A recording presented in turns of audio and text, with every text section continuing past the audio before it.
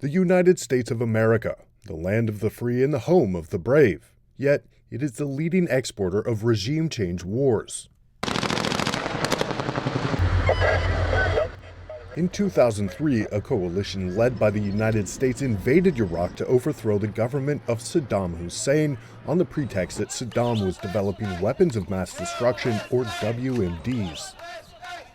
For example, they can produce anthrax and botulinum toxin.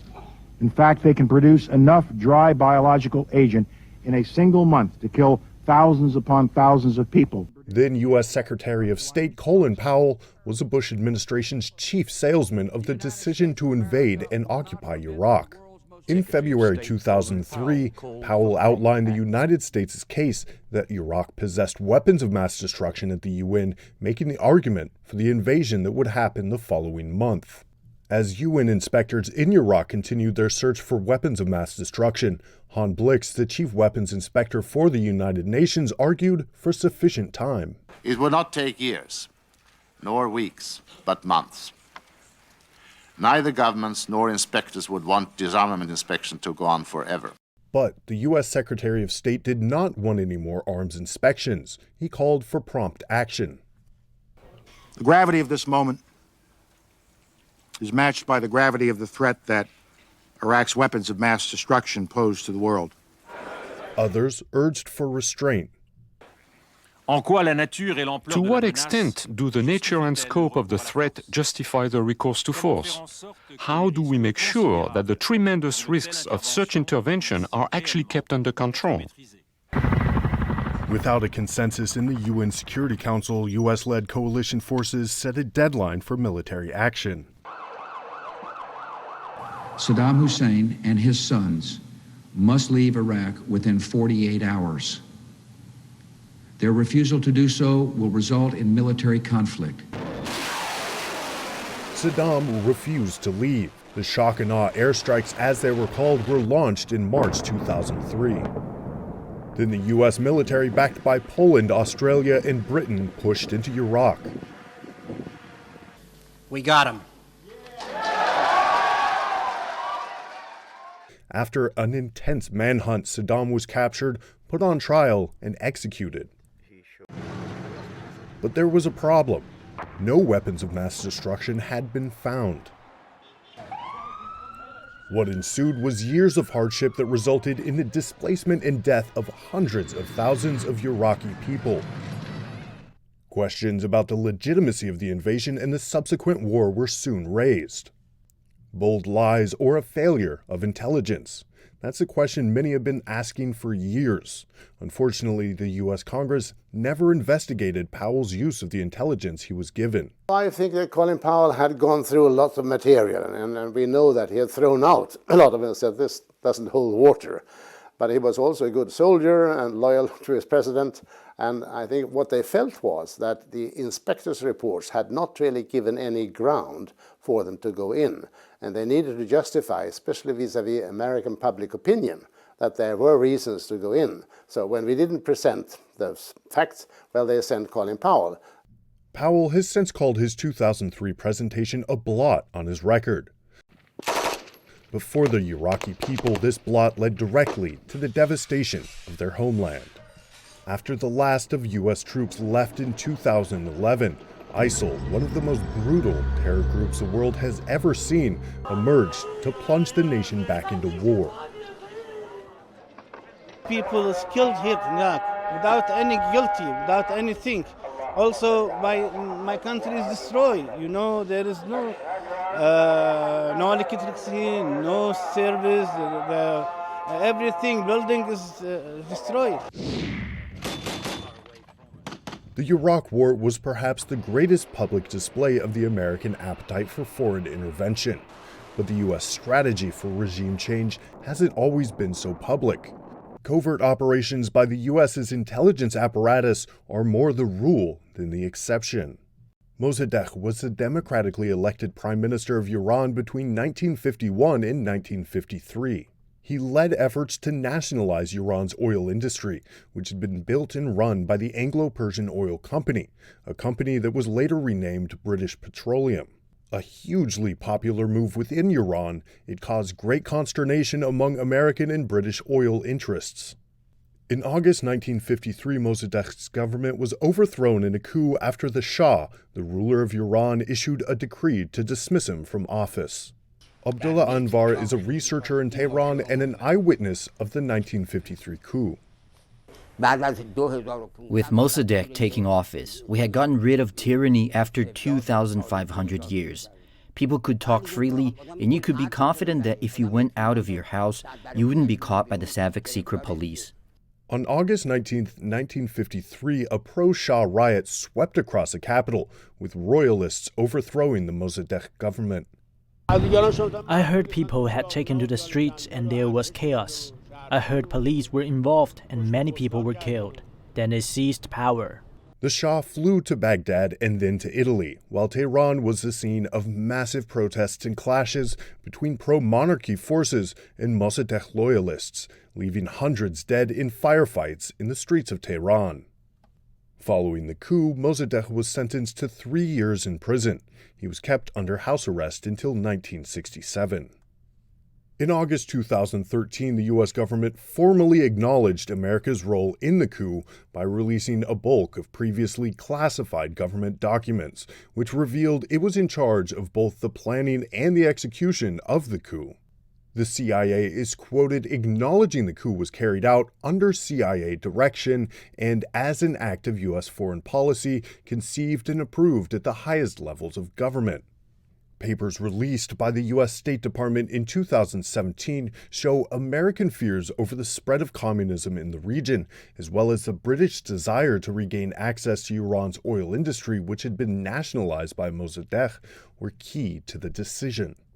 The coup changed and shaped modern Iranian history, as well as its relationship with the West, especially the U.S. Yeah, I think one of the things that's often easy to miss and to forget when we look at the history of U.S.-Iran relations is the fact that it hasn't always been as acrimonious as it has been during the last 40 years. The admiration for the United States really began to evaporate after in 1953 when the CIA backed a coup against a very popular, acclaimed and constitutionally elected prime minister in Iran. In the decades that followed, the U.S. increasingly gave support, though not always unqualified support, but increasingly support to the Shah of Iran, the last king of Iran, who became increasingly dictatorial in his rule. The bitter taste of American interventionism is still on the tongues of many Iranians. At that time, Americans had a role, and they still have a role today. They are always there.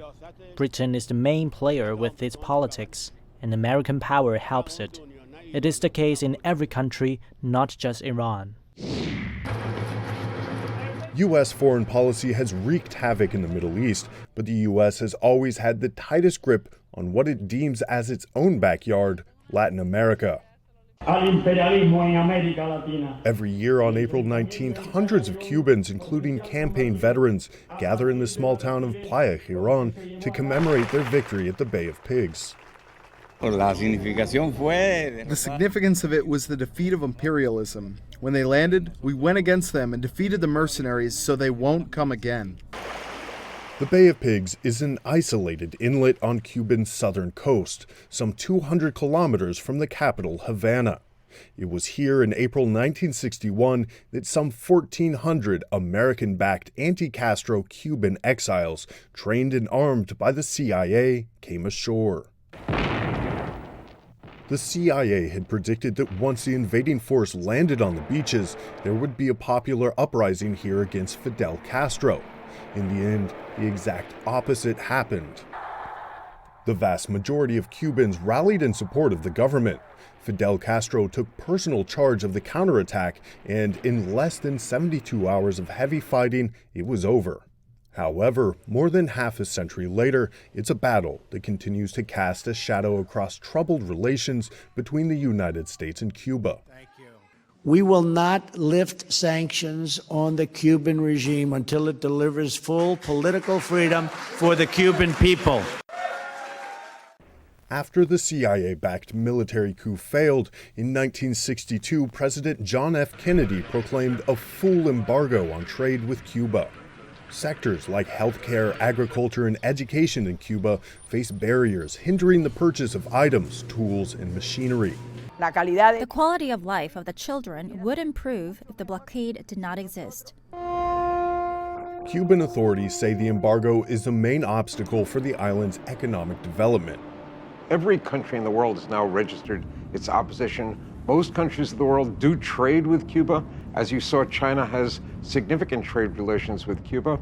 And this tells the United States that it's acting against the world. And it's not good for the United States. The United States has become the isolated one. They were put in place in 1962 as part of an effort to overthrow the Cuban government. Unfortunately, Cuba is only one snapshot of U.S. campaigns for regime change in Latin America and beyond. According to an article published by Foreign Policy in 2013, other confirmed cases of the CIA's globe-spanning campaigns of coups with government documents as proof included Guatemala in 1954, the Dominican Republic in 1961, Brazil in 1964, and Chile in 1973. In addition to direct regime change campaigns, the U.S. has interfered in the national elections of other countries, including Japan in the 1950s and 1960s and Lebanon in 1957. According to one study, the U.S. performed at least 81 overt and covert known interventions in foreign elections during the period of 1946 to 2000. There have been no shortage of calls both in and outside the U.S. for an end to the country's covert regime change operations and wars. But the U.S. political and military machine rolls on. American film director and producer Oliver Stone spoke candidly about the major mistakes of U.S. interventionism. Thinking you're right about everything and thinking you're the good guy is a huge mistake. But the whole attitude we took to the Third World, India among them, in the 1950s under John Foster Dulles and Eisenhower, set a horrible precedent for the United States. We were regarded badly by most of the Third World, whereas the Soviet Union was regarded in a much better light as a friend to Third World ambitions. So the United States repeatedly in Vietnam, in Third World, in its support of colonialism in Africa and in Asia and in the Middle East, has crossed many ethnic barriers and broken many people's hearts and killed many people. And we've done it benignly through proxies, whether it's the Shah of Iran or Saudi Arabia. We've always worked. We're very good behind the scenes. I think we're expert at public relations. We're expert at controlling regimes. We got rid of the Iranian regime when it became too independent. We got rid of the Indonesian regime when it became too independent. These are very rich, important countries. We have been manipulating behind the scenes with public relations, advertising firms, money, banks. Whether it's the scars of war left in the Middle East by U.S. military action, or the economic and personal hardships the people of Cuba are suffering as a result of American trade sanctions, the legacy of U.S. interventionism will continue to weigh on the shoulders of the global community for many years to come.